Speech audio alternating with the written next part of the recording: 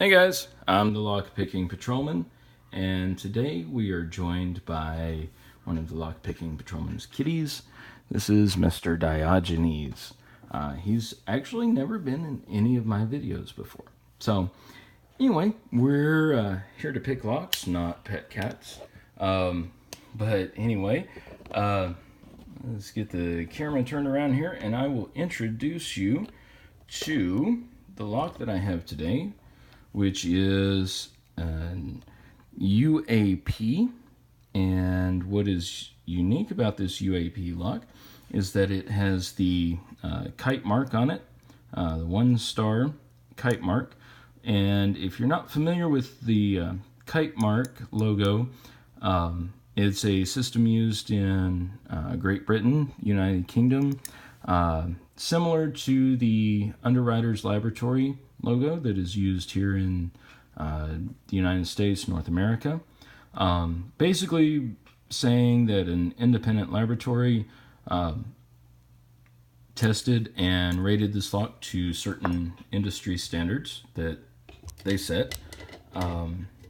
So anyway, it's supposed to be pick resistant. This was sent to me very kindly, along with a number of locks by Tsiolkovsky, all the way from the United Kingdom.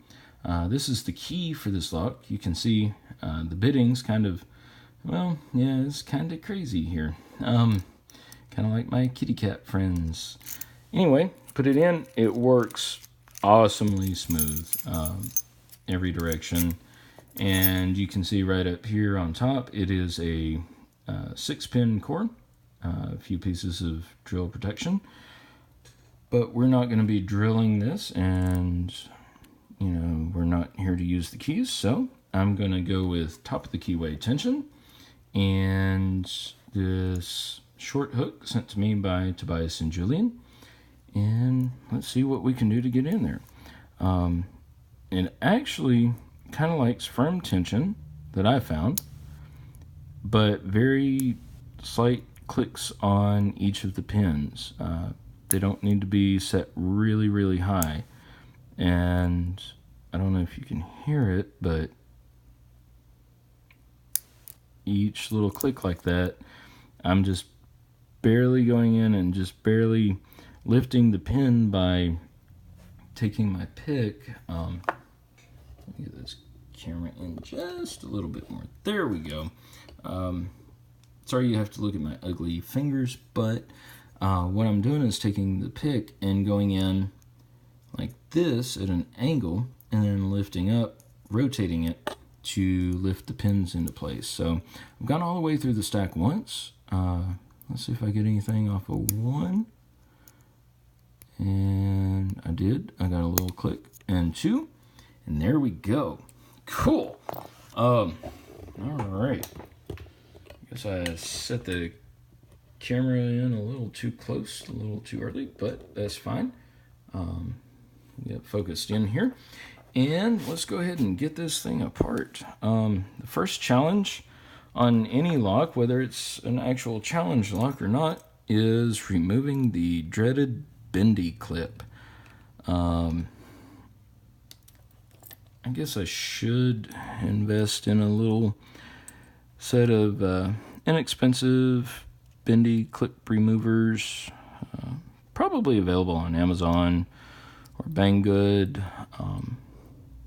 But, I did get this clip remover as part of the little Huck disassembly kit. And now that I've gotten a few more Euro cylinders to practice on, I'm learning how to use it as well.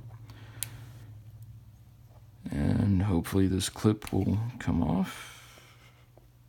There we go. That way now you guys don't have to keep listening to me babble on about stuff like that. Alright, so let's take a shim, just because it had that crazy bitting. And you can see it's got these little notches here in the back of the core that if I turn it the wrong way, the pins could drop down in there. And then this would be a very frustrating and a very PG-13 video very quickly. So I'm going to slide this shim right in there.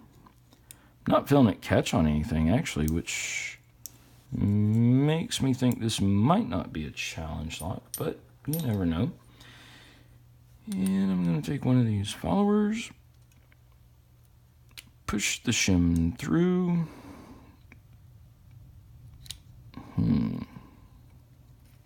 There we go. Awesome. Okay, cool. Let's see. Pin 1, 2, 3, 4, 5, and 6. Not seeing anything, any modifications to the core. Looks all standard to me. Move that there. And for your viewing pleasure, I will readjust the camera. There we go. I like that angle. All right, take that shim out. Grab our tweezers and we'll start with focus. There we go.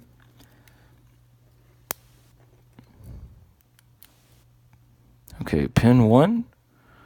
I'm going to turn these to where the top of the pin is what was touching the spring inside of the core as I remove them. That's a very interesting pin. We'll take a close-up of that here in a second. Pin 2. Turn it around like that. Pin 3. Tapered pin.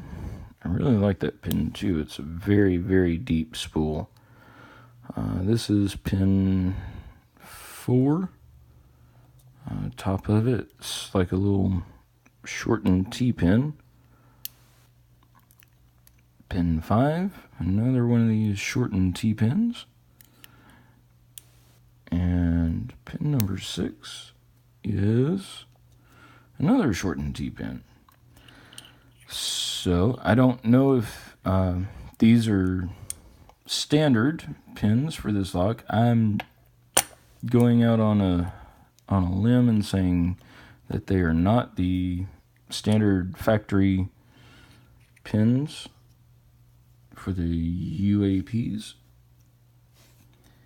And just getting these springs out. Spring 1 was steel, spring 2 was steel. Spring 3, same thing. Spring 4 is the same as well. Spring 5, the same. And spring 6, also the same. Okay, so this is a very fun little lock to pick. Let's get a close up here. That way you can see all the pins. These are some really interesting pins, and I'm just going to turn these few key pins around the right way so we can see how everything was lined up inside of the core itself. Key pins, you can see that we have all standard. Not sure if these are steel or aluminum or coated brass or what. I don't have a magnet to test it. Anyway, pin 1 is this very unique looking pin. It's got like a little mushroom head on the top of it. Pin 2 is a very, very deep spool, and I really like the feedback that these spools give. Pin 3 is another one of these little shortened mushroom heads on top of it. 4 is one of these pins that has a small, like tiny T-pin on top. 5 and 6 are also the same. And of course, we saw all the springs as they came out. So no modifications in the plug, and no modifications that I can see here inside of the cylinder Nope. All looks good. The plugs on top also look good. So anyway, guys, thanks for watching. Tsiolkovsky, depending on which side of the pond you're on. Thank you again for sending me this and all the other wonderful locks. And guys, please remember, don't pick any locks that don't belong to you. Please do click like. Please don't pick any locks that are currently in use. Please do click subscribe. And as always, have a wonderful day, and I hope you get to relax like Diogenes does.